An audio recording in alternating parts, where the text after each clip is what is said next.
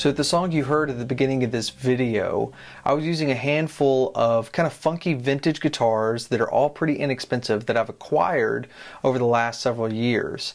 I love these old guitars and getting them to play the best that they possibly can, but using them is like an alternate instrument. So it's like an auxiliary instrument rather than a rhythm or a lead instrument, and it's more of an effect than it is the way you would think about a guitar sitting in a mix. So let's break down each guitar that I used in the track at the beginning of this video, and I'll kind of demonstrate how I typically use it and how I've used it in the past, both in the studio and live, as textures. Alright, so here's the first guitar that we're going to be talking about. This is a 1958 Silvertone. I think the model was a 1427, but it's essentially a Danelectro U-1. The differences were it said Silvertone on a plaque up here instead of Danelectro, obviously. And then the sides are this like metallic tape type of thing that's kind of textured, but instead of the cream, which is really cool. And you can see just the wear on this guitar. Now it has been modified by me, and I put this Telecaster, really cheap Telecaster bridge, just mounted it to the top so that it gives me actually some intonation here, rather than what was essentially just a wedged piece of wood was your bridge previously. But this guitar is not perfect. It's a really old, kind of beat up guitar, and so it doesn't play perfectly in tune almost ever. And I've tried all kinds of string gauges and set it up a bunch, but this is a really sentimental guitar to me. It's one that I worked for when I was first learning how to repair guitars, and it's got all the original electronics in here. And so this switch is kind of a tone switch.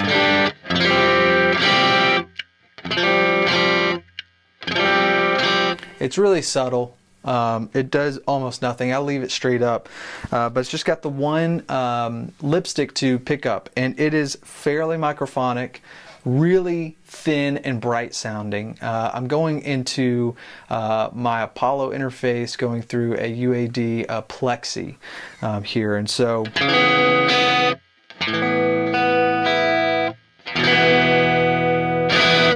it's really chimey, a really jangly sound.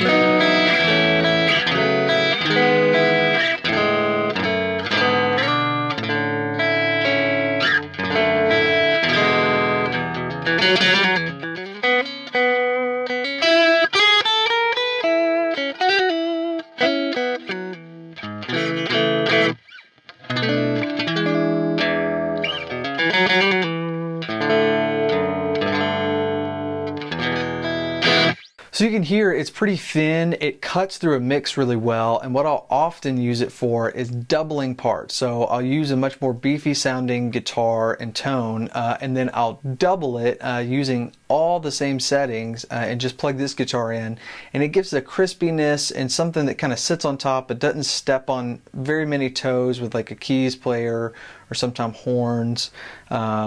And it kind of fits in a nice little spot that other things don't. However, this is definitely not something that would be like a used on most sessions type of thing. This is a pretty specialty sound just because it's so thin, it can be gimmicky. But all in all, this is one of my favorite guitars that I own. Has a really special place to me sentimentally, and it gets used, you know, somewhat frequently just as a texture. You know, as you heard, it's more of a thin sound, and it kind of sits in a different place in a mix than you would typically put like an electric guitar sound. If this was your only sound, I think you'd be okay. But it is a one-trick pony. You know, this is not something that you're going to get a lot of versatility out of. So this is a Teisco, that's how I've always said it, which is a Japanese company that made a lot of guitars under various names, Norma, sometimes Harmony actually. Memphis even. I've seen a lot of different brands, but it's the same designs, kind of comes out of the same place. These are like the quintessential, to me, pawn shop guitar. Like, these are the things that were just rampant in random pawn shops. You would see them at, you know, thrift malls and things. This one even, in fact, my wife found for $60 at an arts and crafts fair. And it's all original and is very difficult to play. The necks were made out of some kind of crazy light wood, and they are just laminated, very thin pieces of wood. And then the guitar bodies are made out of some, again, really cheap, inexpensive, like furniture wood or something. And the pickups are notoriously very microphonic. So it's almost as loud, you know, as playing it. But they are super cool. I have a special place in my heart for these because I used to buy them and mod them and do kind of crazy stuff with them. So I always like having a couple of them around. These, though, unlike the Silvertone, which is, you know, it's not something I'm going to rely on for my main guitar part, if not anything besides the thin tone, but because it doesn't intonate, you know, 110% where I want it. This is like 10 steps worse in that direction.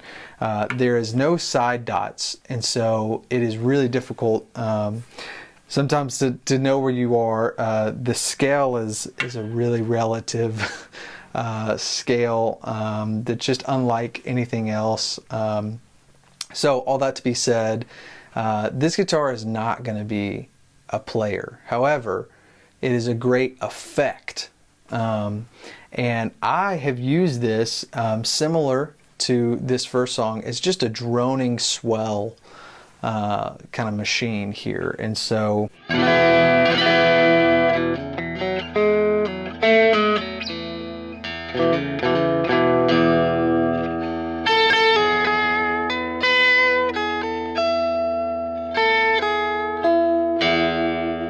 see, even then, just playing that little bit, it's already out of tune. If you ever get one of these and ever actually want to use it in context, I would say just plan on spending 3 times the amount of time you normally would just tuning.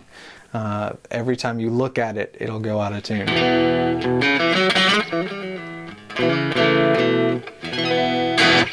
The frets are also, I mean, almost non-existent. They are so small. But it is so cool to just slam it with a lot of compression and reverb.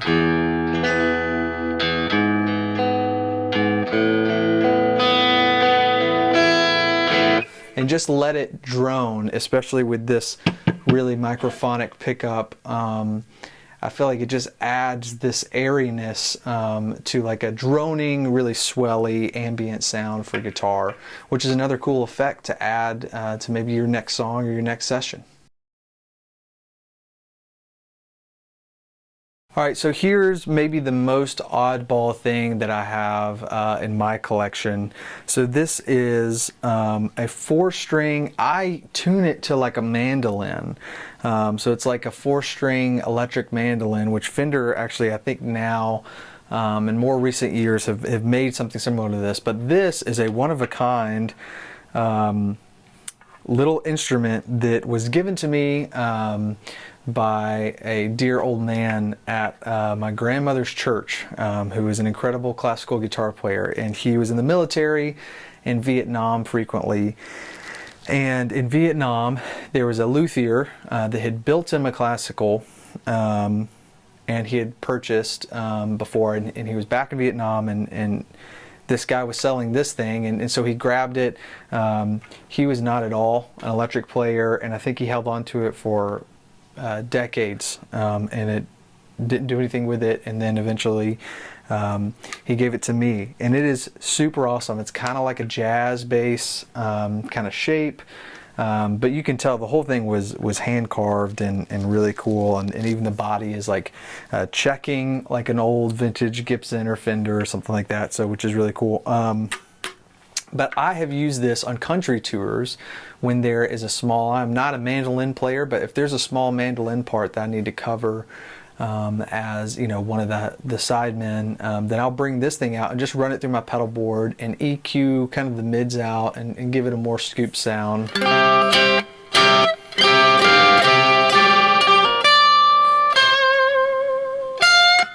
Okay, and so this is with a little bit of gain in it, and it's really cool.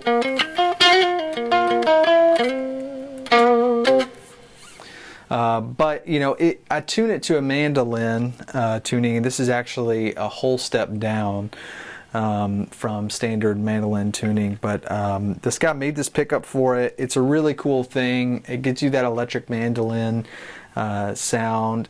You know, I'm sure a professional mandolin player would laugh at this because of how difficult it is to play. But, you know, for me, it's really sentimental, and it has served me a lot of good. You know, as somebody who's not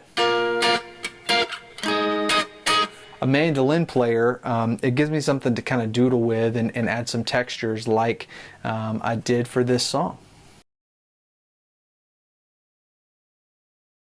All right, so this guitar is one that is almost an exception for this video.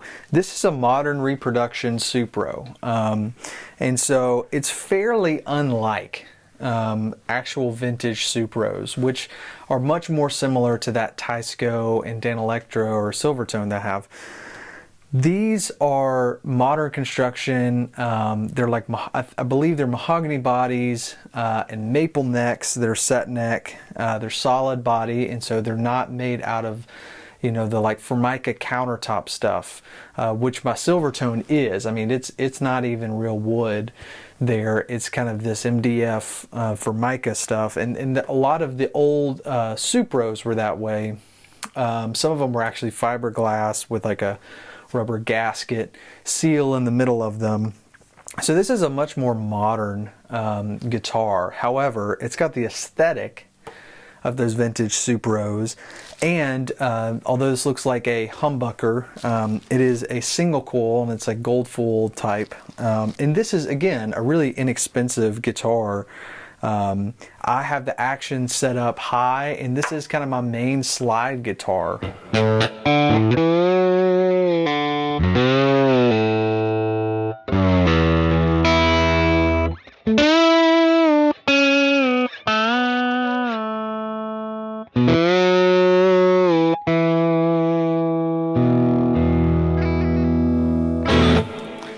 So, you know, this is, I have it set up to play slide easily. Again, I'm not a big slide player, but it's something that I've, you know, had to do in the studio and had to pull off live. You know, I don't do any crazy tunings or anything. I just kind of set it up in standard tuning, or sometimes maybe drop D. But it's a great slide sound. I'm going through, again, straight into my Apollo, going into the UAD Fender like 50s Deluxe style amp plug-in. And then I've got some verb and compression on there.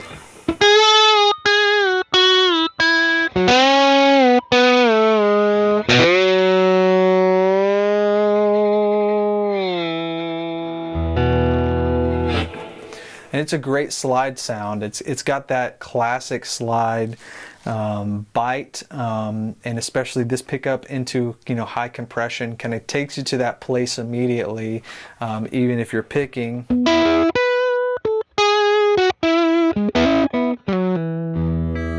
It kind of takes you to that slide territory just with the sound. And so this is that guitar. This is a great tool. You know, a texture thing. Again, not something that I would probably use as my main guitar on any session. Definitely not live, but it is a great, you know, auxiliary instrument to have and to give you a slightly different sound. And in this case, just having a guitar that's set up for slide with, you know, really high action. It's got the right string gauge that, you know, that feels right with a slide. I think makes it really convenient than trying to have a guitar that splits the difference, where it's got high enough action that you can play slide, but it's low enough that you can still kind of pick through it. Just having a guitar dedicated to it, I think makes it a lot simpler, and then I can grab that and I'm already, you know, when I put my hands on this guitar, I'm thinking slide. And so that's really helpful when, you know, adding textures to a track. Well, I hope you enjoyed today's video talking through vintage, kind of funky vintage guitars and how to use them in the context of a song and how to approach, you know, really oddball guitars. You know, if you put a little legwork in there on just thinking about where would this fit in a mix and how can I get this instrument, you know, playing as good as I possibly can to try to make it, you know, as usable as possible. I think that there is a lot of space in most songs for some context stuff. So, you know, you don't have to only think about the one core guitar part. I'm a big fan of layering a lot of parts and then just seeing what works. You can always pull, you know, one take out, and then you've, you know, still got layered guitars that are used more like effects, which is a cool thing to do in the studio, and especially as a guitar player, to just explore things outside of, you know, the typical boundaries of where a guitar lies. If you enjoyed this channel and if you're enjoying these videos as a brand new channel, you know, please like and subscribe and share this channel with somebody who is a guitar player and a gear lover as well. You know, any kind of support in getting the word out with this channel would be greatly appreciated. I'm excited to start doing some things like backing tracks and talking through some music theory with you guys. So for now, I've been Colin, and we'll see you next time. In the context of a song. Okay. Okay, I think that's a keeper.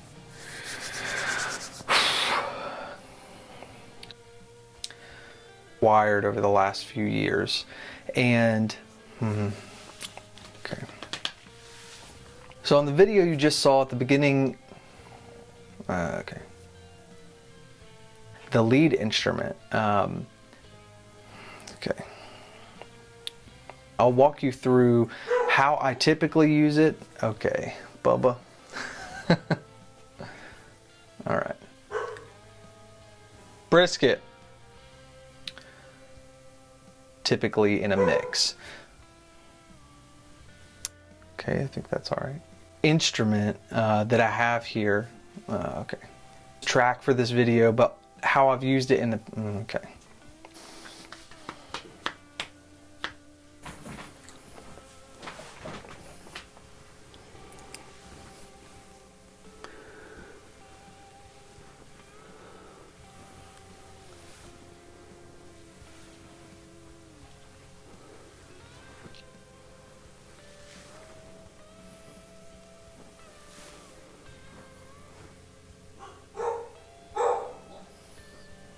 Brisket. And how to approach, oh, okay. Slow down, speed demon. All right. Well, I hope today that you enjoy. Okay. Talking through some kind of vintage. Okay. Well, I hope you enjoyed today's. I'm already laughing. I knew it was gonna fuck up. Okay. I hope that you enjoyed today's video